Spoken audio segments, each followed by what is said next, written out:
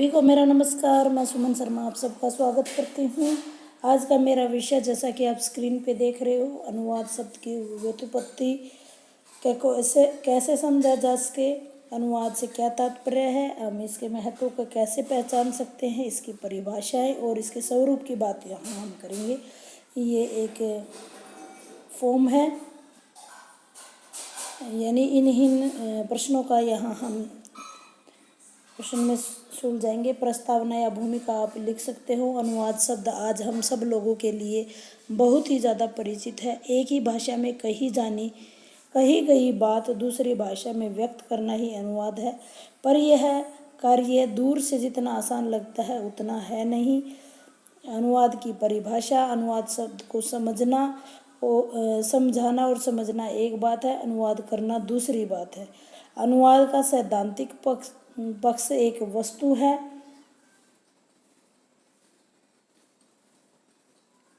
वस्तु मात्र है, लेकिन इसका जो व्यवहारिक पक्ष है वो अपने आप में ही बहुत ज़्यादा महत्वपूर्ण है। अनुवाद के में बहुत ज़्यादा समस्याएं आती हैं। अब हम बात करेंगे अनुवाद के अर्थ की, परंपरा की और महत्व की। आइए अनुवाद के बारे में जानकारी हासिल करते हैं। उम्मीद करती हूँ आप ध्यान से इसमें महत्वपूर्ण चीज़ों पर मैं अंडरलाइन करूँगी, आप इसमें से निकाल सकते हो। अनुवाद एक प्रक्रिया है, वास्तव में दो भाषाओं के बीच सांस्कृतिक सेतु का कार्य अनुवाद करती है। देखिए महत्वपूर्ण लाइन है ये भाषिक प्रक्रिया है और अनुवाद दो भाषाओं के बीच सांस्कृतिक सेतु का कार्य करती है। हर भाषा की संरचना अपने आप में विशिष्ट होती है।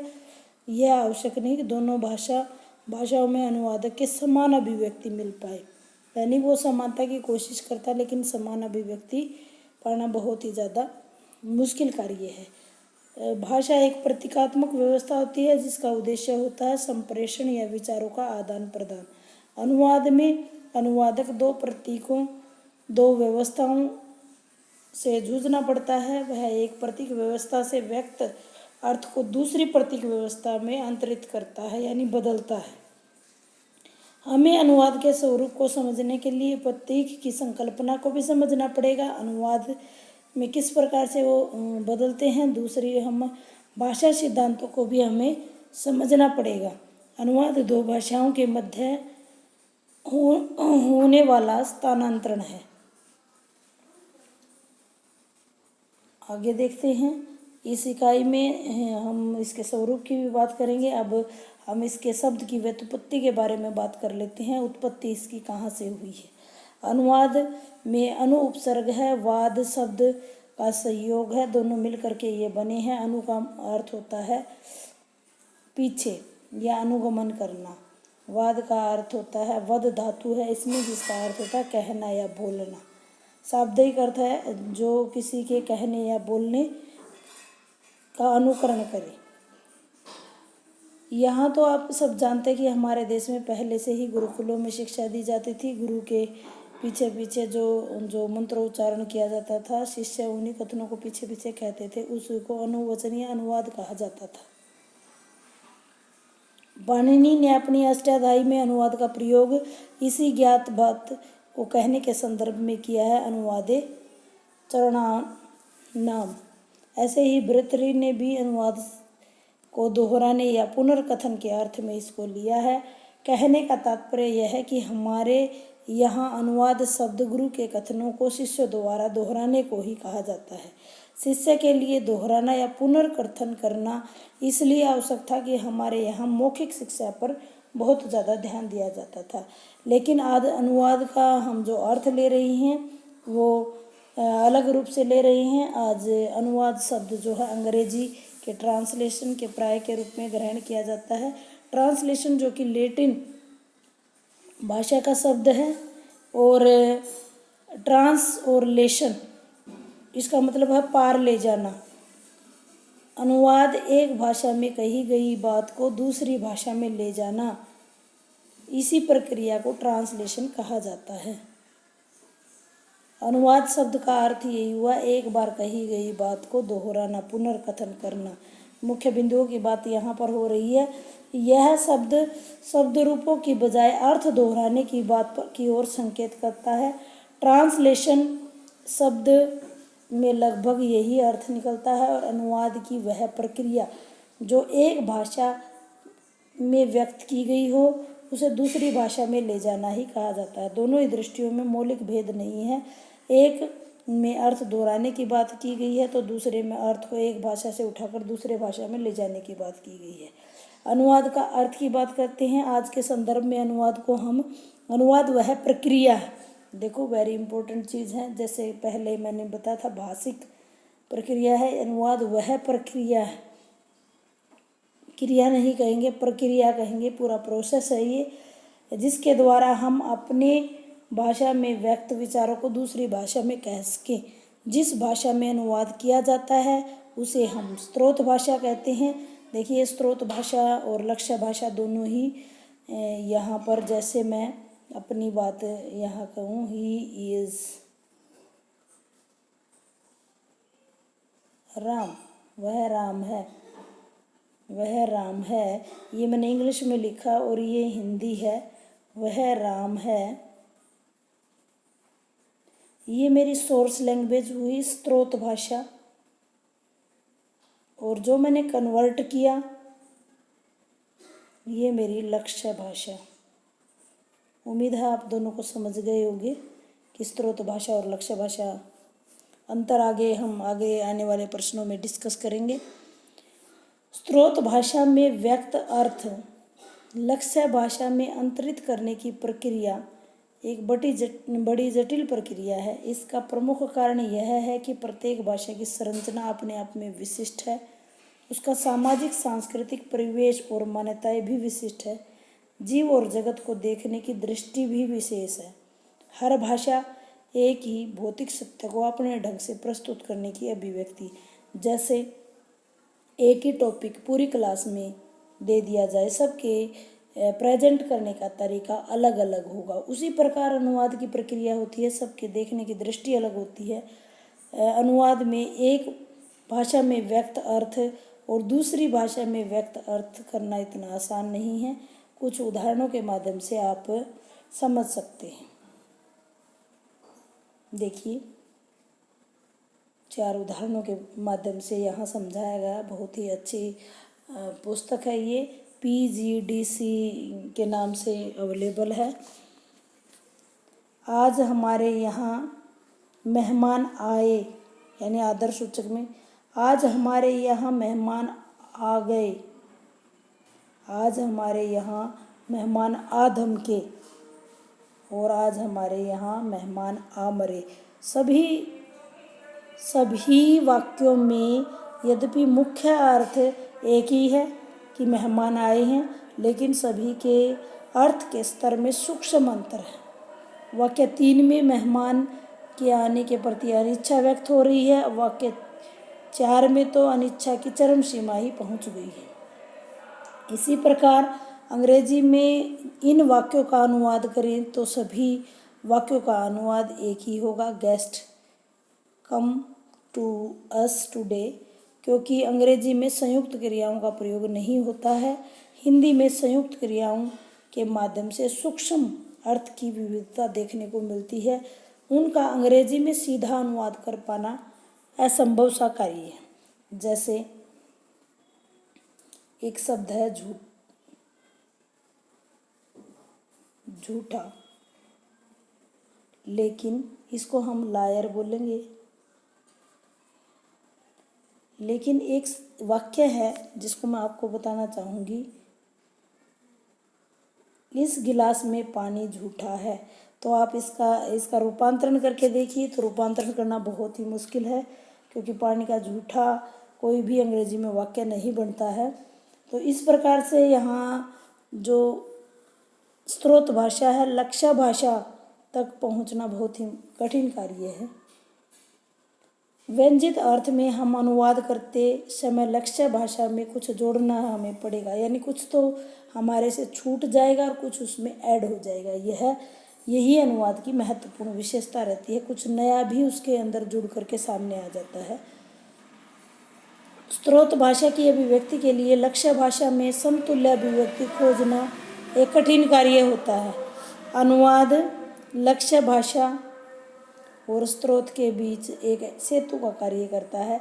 इन दोनों के बीच तालमेल स्थापित करता है। स्रोत भाषा के पाठ को हम मूल पाठ कहते हैं और लक्ष्य भाषा के बीच एक सेतु का मतलब एक पुल का कार्य करते हैं। अनुवाद की कुछ शर्तें हैं। अनुवादक की क्या क्या चीज़ें उसे आनी चाहिए, ये हम अनुवादक की विशेषताओं में डीपली पढ़ेंगे। यहाँ थोड़ा सा जान लेते हैं कि अनुवादक का द्विभाषी होना एक अनिवार्य शर्त है। जब तक उसको दो भाषाएं नहीं आएंगी तब तक वो अनुवाद कर नहीं सकता है। अनुवादक से यह अपेक्षा की जाती है कि उन दोनों भाषाओं में स्रोत भाषा और लक्ष्य भाषा पर मातृभाषा के समान अधिकार होना चाहिए। इसके अलावा अनुवादक जो होता है उसे मूल पाठ के विषय में अच्छा ज्ञान होना चाहिए। विषय से पर्याप्त जानकारी के अभाव में प्राय अनुवाद जो है स्तरीय रह जाता है, यानी अच्छा नहीं हो पाता है। उदाहरण के लिए यदि कोई व्यक्ति भौतिक विज्ञान के पाठ का अनुवाद कर रहा है तो उसे भौतिक विज्ञान का ज्ञान होना अनिवार्य है, नहीं तो वो सही से जो अनुवाद के साथ न्याय नहीं कर पाएगा, ना ही आदर्श अनुवाद वो कर पाएगा। अनुवाद की कुछ परिभाषाओं की तरफ चलते हैं। जैसा कि हम चर्चा कर चुके हैं कि अनुवाद की दो भाषाओं के बीच एक सेतु का कार्य करते हैं। अनुवाद वह प्रक्रिया है जिसके माध्यम से हम एक भाषा में व्यक्त विचारों को दूसरी भाषा के पाठक तक पहुंचाने का कार्य करते हैं। आइए कुछ विद्वानों की परिभाषाएं हम देख लेते हैं। सब में कुछ अंतर हमें दिखता है। सबसे पहले हम नायडा ने बहुत महत्वपूर्ण इनमें कार्य किए हैं, नायडा की देख लेते हैं। अनुवाद से तात्पर्य स्रोत भाषा में व्यक्त संदेश के लिए लक्ष्य भाषा के निकट सहज समतुल्य संदेश को प्रस्तुत कर देना। यह समतुल्यता पहले तो अर्थ के स्तर पर होती है, फिर शैली के स्तर पर होती है। इसका इंग्लिश में उन्होंने कहा है, इसका हिंदी रूपांतरण यहाँ पर किया गया है। इस प्रकार नायडा अनुवाद के अर्थ को कथ्य तथा शैली दोनों ही शिल्पों में महत्व देते नजर आए हैं। उनके अनुसार सफल अनुवादक वही होता है जो लक्ष्य भाषा में अर्थ और शैली की समतुल्यता की सृष्टि कर पाने में समर्थ हो। कैटफोर्ड ने अनुवाद को परिभाषित करते हुए कहा है कि एक भाषा की पाठ्य सामग्री को दूसरी भाषा की समानार्थ सामग्री में प्रतिस्थापित करना ही अनुवाद है। इस प्रकार उन्होंने भी बता दिया है कि इनके अनुसार भाषा के विभिन्न जो स्वन का मतलब है ध्वनि, लेखिम यानी लिखने की जो व्यवस्था यानी लिपि, वर्णमाला आदि सभी स्तरों पर जाकर ही अनुवाद संभव हो सकता है। नायडा ने अनुवाद में मूल पाठ की शिल्प की तुलना में अर्थ के अनुवाद को अधिक महत्व दिया है, जहाँ की कैटफोर्ड ने तुलना में संबंधित तत्वों को अधिक महत्व दिया। न्यूमार्क ने अनुवाद एक ऐसा शिल्प है जिसमें एक भाषा में व्यक्त संदेश को दूसरी भाषा में उसी संदेश को प्रस्तुत करने का प्रयास किया जाए। उपरोक्त तीनों परिभाषाओं में स्पष्ट होता है कि अनुवाद वह प्रक्रिया है जिसके अंतर्गत एक भाषा के पाठ को दूसरे भाषा के माध्यम से उसको स्पष्ट करने की कोशिश की जाना ही अनुवाद है। अनुवाद प्रक्रिया है और उसका परिणाम भी। बहुत सारे परिभाषाएं यहाँ हैं। जैसे हेलिड के अनुसार अनुवाद एक संबंध है जो दो या दो से अधिक पाठों के बीच होता है। यह पाठ समान स्थिति में समान प्रक्रिया को संबोधित करते हैं। आइए कुछ विशेषताओं, इन्हीं उपरोक्त विशेषताओं के आधार पर हम देख लेते हैं कि अनुवाद के प्रमुख क्या लक्षण हैं। इसमें आप अनुवाद को के भारतीय, संस्कृत इस तरह से भी शामिल कर सकते हो। मेरे हिसाब से काफ़ी है इतना। अनुवाद जो है दो भाषाओं के मध्य होने वाली एक भाषिक प्रक्रिया है। अनुवाद जिस भाषा में किया जाता है उसे स्रोत भाषा, और जिसके पाठ को किया जाता है उसे स्रोत भाषा, और जिस भाषा में बदला जाता है उसको हम लक्ष्य भाषा कहते हैं, लक्ष्य पाठ कहते हैं। लक्ष्य पाठ को ही हम अनुदित पाठ भी कहते हैं और स्रोत पाठ को हम मूल पाठ भी कहते हैं। स्रोत भाषा में पाठ या मूल पाठ के जिस अर्थ का अनुदित पाठ में अंतरण हुआ है, अंतरण का मतलब बदला हुआ स्वरूप जो प्रतिस्थापन किया जाता है, वह अर्थ ही अनुवाद का संदेश कहलाता है। स्रोत भाषा पाठ यानी मूल पाठ तथा अनुदित पाठ दोनों में एक संबंध स्थापित हो जाता है। इस संबंध के मुख्य आधार यह संदेश ही होता है, यानी दोनों ही पाठ उसी संदेश और अर्थ को व्यक्त करने के कारण समानार्थी हो जाते हैं। अनुवाद मूल भाषा के जिस अर्थ को लक्ष्य भाषा में अंतरित करता है, उसका क्षेत्र व्यापक होता है। यह अर्थ केवल संरचना के अर्थ तक सीमित नहीं रहता है, इसके क्षेत्र में जो सामाजिक सांस्कृतिक जो संरचनात्मक संदर्भ हैं वो भी अर्थ के साथ जुड़ जाते हैं। अनुवादक का ध्येय यही होता है कि मूल पाठ के भाव को संप्रेषित करने में वो पूरा ध्यान रखे। अनुवाद का जो विस्तार है उसके बारे में कि इसका जो स्वरूप है वो कितना व्यापक है, उसके बारे में थोड़ा सा कह लेते हैं कि आज सारे विश्व में अनुवाद की आवश्यकता अनुभव हो रही है, क्योंकि किसी न किसी रूप में हम एक दूसरे समुदाय को जानना चाहते हैं, एक दूसरे देश की नई नई खोजें, उसके नए विचार जो सामने आते हैं, तो हर व्यक्ति चाहता है कि उसकी सूचना जल्दी से जल्दी वह अपनी भाषा के माध्यम से अपने देश तक पहुंचा सके। जिस प्रकार प्रत्येक भाषा संरचना अपने आप में विशिष्ट है, उसी प्रकार उस भाषा का सामाजिक सांस्कृतिक संदर्भ भी विशिष्ट है। और अनुवाद दो भाषाओं को निकट लाने का कार्य ही नहीं करती, बल्कि दो संस्कृतियों को, दो देशों को, दो सभ्यताओं को साथ लाने का कार्य करती है। अनुवाद के माध्यम से हम विश्व साहित्य से परिचित हो सकते हैं। उदाहरण के लिए महत्व की बात कर रहे हैं यहाँ पर। उदाहरण के लिए पंचतंत्र की कहानियों का अनुवाद विश्व की अनेक भाषाओं में हो चुका है। इन कहानियों को आगे चलकर एशिया और यूरोप की कथा साहित्य को प्रभावित इन्होंने किया है। और कालिदास के अभिज्ञान शकुंतलम नाटक का अनुवाद विश्व की अनेक भाषाओं में हो चुका है। इस नाटक में वहाँ के अनेक नाटककारों ने अपने अपने ढंग से प्रस्तुत किया है। उसी प्रकार हम हिंदी के एक प्रसिद्ध ऋषि विद्वान ने रामचरितमानस का अनुवाद जो है ऋषि भाषा में करके एक अद्भुत कार्य ही नहीं किया है, बल्कि भारतीय संस्कृति को रूस में साहित्य, संस्कृति, दर्शन, धर्म इत्यादि के प्रति भी ऋषियों की रुचि उत्पन्न करने की कोशिश की है।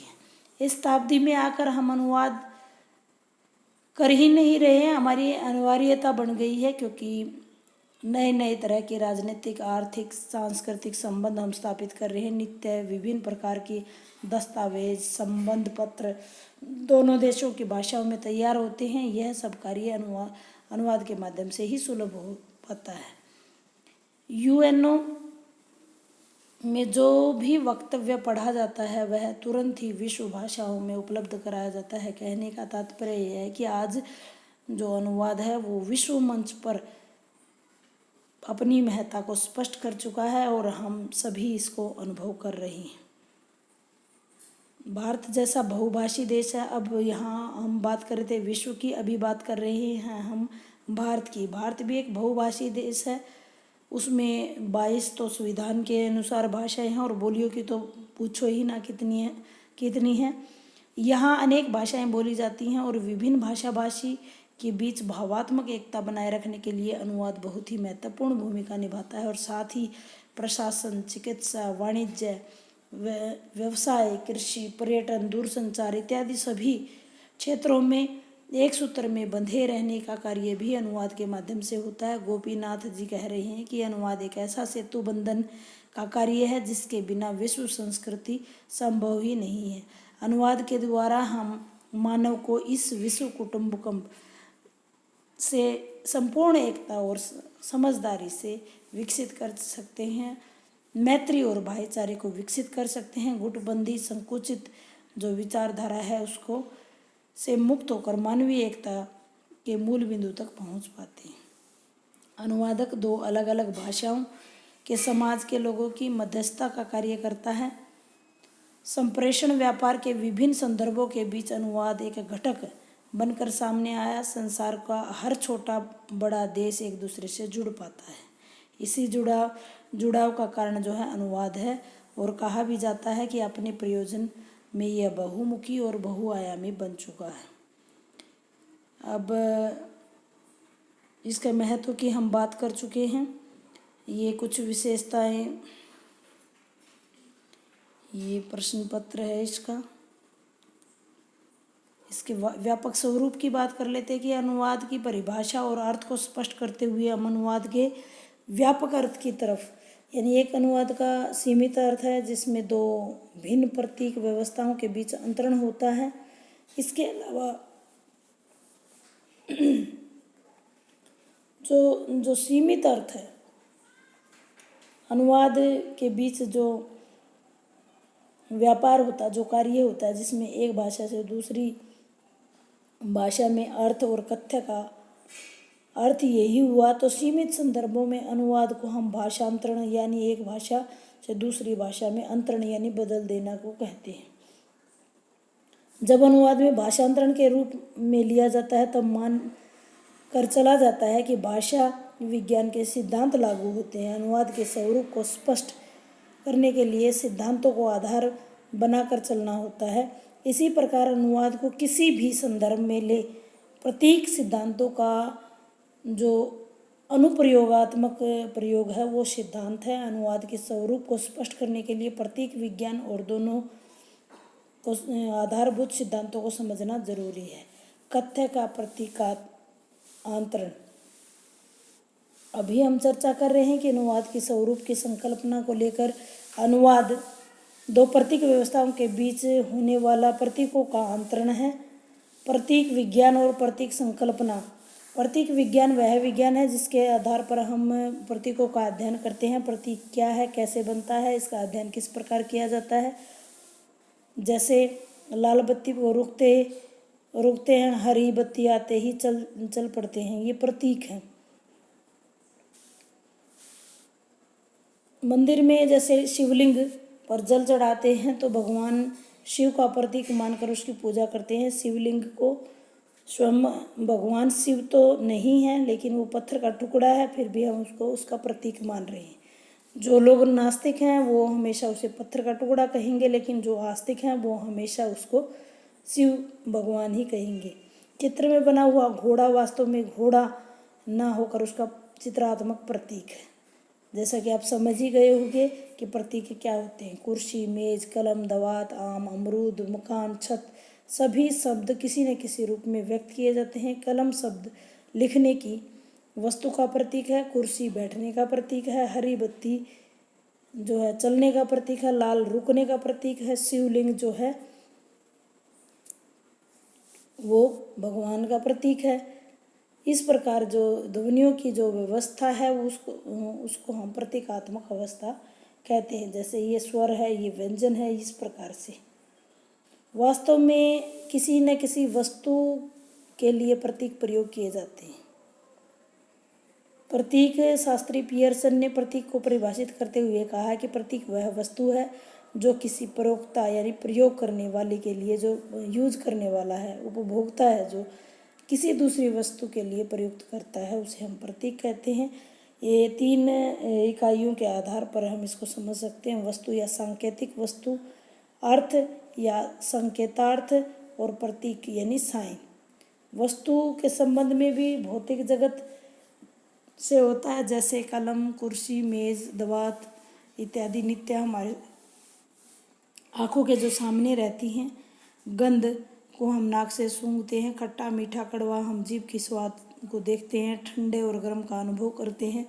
यानी भौतिक जगत में वस्तुओं के बिंब हमारे मानस पटल पर निर्धारित होते हैं, और भौतिक वस्तुओं का मानसिक बोध या बिंब ही जो बिंब का जो अर्थ है वो संकेतार्थ कहलाता है। और वस्तु तथा उसका अर्थ संसार में सबके लिए समान है। जैसे कमल वस्तु तथा उसका अर्थ, चाहे वो संस्कृत भाषा हो, पंजाबी हो, गुजराती हो, मराठी हो, तमिल हो, अंग्रेजी हो, जापानी हो, रूसी हो, कोई भी हो, हाँ अंतर आता है, लेकिन प्रतीकात्मक अभिव्यक्ति वही है। कोई से कमल कहता है, कोई से जलज कहता है, तो कोई से लोटस कह देता है। उम्मीद करती हूँ आपको ये समझ आ रहा होगा। डायग्राम में देख लीजिए, संकेतार्थ जो कथ्य है, वस्तु जिसको हम कमल कहते हैं, प्रतीक अभिव्यक्ति जिसको हम अभी कमल कह रहे हैं, संस्कृत में जलज कह रहे हैं, और लोटस अंग्रेजी में कह रहे हैं। उम्मीद करती हूँ आपको ये सारी चीज़ें समझ आ रही होंगी। इसके साथ साथ ध्यान रखना होता है जो वस्तु का अर्थ है निर्माण में केवल उसी वस्तु का योग नहीं रहता, बल्कि प्रयोगकर्ता अपनी संस्कृति जो अपनी सामाजिक मान्यताएं हैं, जो उसका खुद का व्यू है, वो भी उसके अंदर ऐड हो जाता है। उदाहरण के लिए जैसे उल्लू शब्द का अर्थ भाषा वैज्ञानिक समाज में मूर्ख के लिए प्रयोग करते हैं, लेकिन जापानी में ये प्रयोगता आउल विद्वान के लिए होता है। इसी तरह गाय शब्द इसी के लिए प्रयुक्त होती है। गाय शब्द जो है हिंदी में सीधी और सरल महिला के लिए तो बिल्कुल गाय हैं, आपने सुना ही होगा, लेकिन अंग्रेजी में काऊ मूर्ख महिला के लिए प्रयुक्त होता है। तो सांकेतिक अर्थ का सवाल अंग्रेजी और हिंदी में गाय और काऊ से नहीं, वो किसी वस्तु की ओर संकेत कर रही हैं। कहने का अभिप्राय यही है कि हर भाषा में किसी वस्तु को भिन्न भिन्न प्रतीकों के माध्यम से व्यक्त किया जाता है। किसी एक अर्थ को या कथ्य को दो भिन्न प्रतीक व्यवस्थाओं के माध्यम से व्यक्त करना ही अनुवाद है। अनुवाद की यही प्रक्रिया अपनाई जाती है कि उसे दोनों प्रतीकों का पता होना चाहिए, इस भाषा में उसे क्या कहते हैं और दूसरी भाषा में उसको क्या कहते हैं। अब हम बात करते हैं इसके व्यापक संदर्भ की। ये हम बात कर रहे थे अब तक संकुचित संदर्भ की। अब ये तीन चीज़ें इसके अंदर इंक्लूड होंगी। ये कौन कौन सी हैं? अंतर्भाषिक अनुवाद, अंतर्भाषिक अनुवाद और अंतर प्रतीकात्मक अनुवाद। आइए थोड़ा थोड़ा इनको देख लेते हैं। अंतर्भाषिक अनुवाद वह प्रक्रिया है जो एक ही भाषा के अंतर्गत घटित होती है, एक प्रतीक से दूसरे प्रतीक के लिए।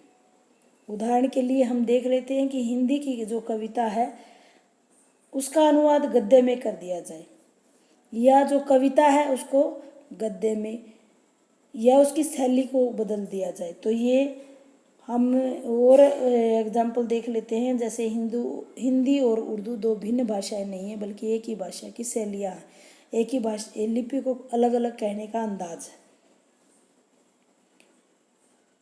जैसे मोहन घर जाता है, ये वाक्य रोमन में हमने अंग्रेजी भाषा में लिखा, तो अंग्रेजी भाषा में है, लेकिन हम इसको नहीं तो यहाँ घर की जगह हाउस आता और जाता की जगह गो आता। तो ये हमारा आजकल जो व्हाट्सएप की जो भाषा है वो सारी इसी के अंतर्गत आती है, अंतर्भाषिक शब्द के अंतर्गत। समझ गए होंगे आप।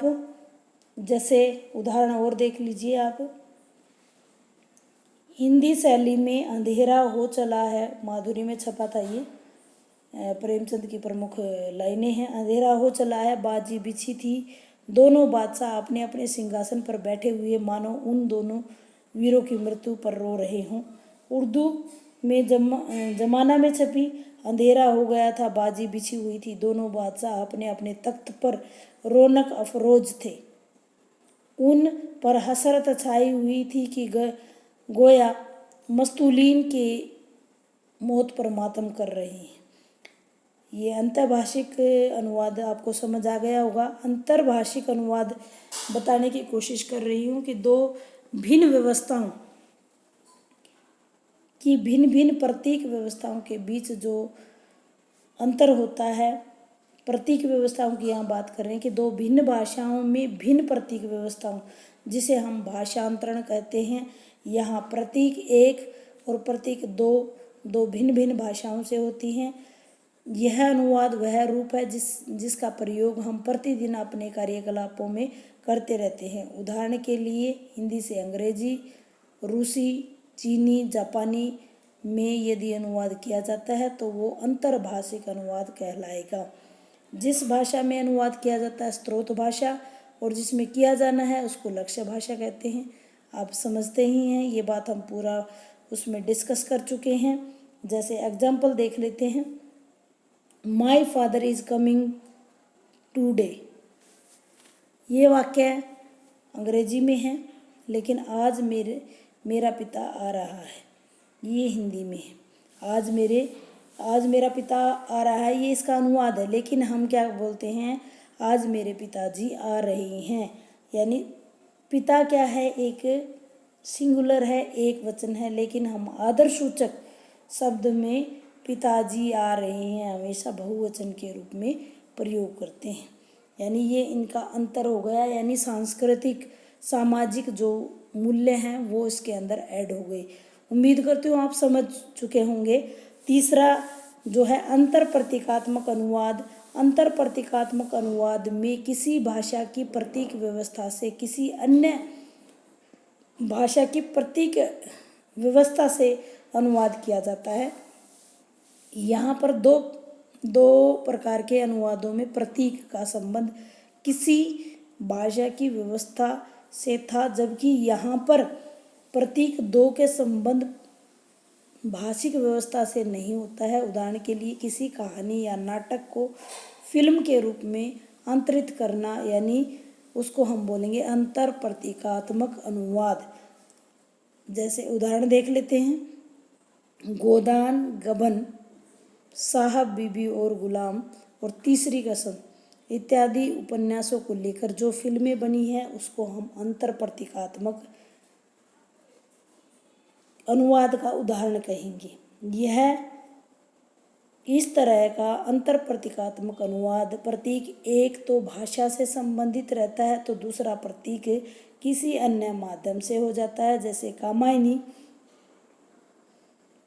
में जो कथ्य प्रसाद जी ने कविता के माध्यम से व्यक्त किया है, जगदीश गुप्त जी ने उसी कथ्य को चित्रात्मक भाषा में प्रयुक्त किया है। तो यह अंतर प्रतीकात्मक या प्रतीकात्मक अनुवाद होगा। किसी कवि को संगीत में सुरों में ढालना ही अनुवाद है। उम्मीद करती हूँ आपको यह अच्छी प्रकार से आ गया होगा। इसको आगे दो पार्टों में बांटते हैं अनुवाद के। जैसे अंतर्भाषिक अनुवाद को, अंतर्भाषिक अनुवाद के दो आयाम हैं, पाठधर्मी और प्रभावधर्मी। अब ये पाठधर्मी क्या है, जिसमें पाठ का अनुवाद अनुदित, उसमें जैसे देख लीजिए आप, पाठधर्मी अनुवाद के अंतर्गत अनुवाद करते समय स्रोत भाषा के पाठ या मूल पाठ को केंद्र में रखा जाता है। मूल भाषा स्वयं स्वायत्त रचना होती है। अनुवादक उसमें कुछ मिलावट या बनावट को उसके अंदर कुछ भी ऐड नहीं करता है। अनुवादक को यह अनुमति नहीं होती कि वो मूल पाठ में कुछ भी नया जोड़ दे। यहाँ तक कि उसमें कुछ नया थोड़ा बहुत ऐड हो जाता है, लेकिन पाठधर्मी वाले यही बोलते हैं कि इसमें ऐड नहीं होना चाहिए। संसार में हर भाषिक भौतिक सत्य को समान मानता है। जैसे ये हम एग्जाम्पल ले सकते हैं कि विभिन्न भाषाओं में रिश्ते नातों की शब्दावली, हिंदी में जो रिश्ते नाते हैं चाचा मामा ताऊ मौसी मौसा मामी चाची ताई बुआ, सब के लिए अंग्रेजी में एक ही शब्द है, वह अंकल और आंटी। और यहाँ मामा के लिए मदर्स ब्रदर और मैटरनल अंकल, फादर की तरह से पैटर्नल अंकल, यानी इस प्रकार से बताया जाता है। आगे हम समतुल्यता और प्रभावधर्मी के बारे में और बात कर लेते हैं, क्योंकि वीडियो बहुत ही लंबा हो जाएगा, इसलिए इसको यहीं पर विराम देंगे।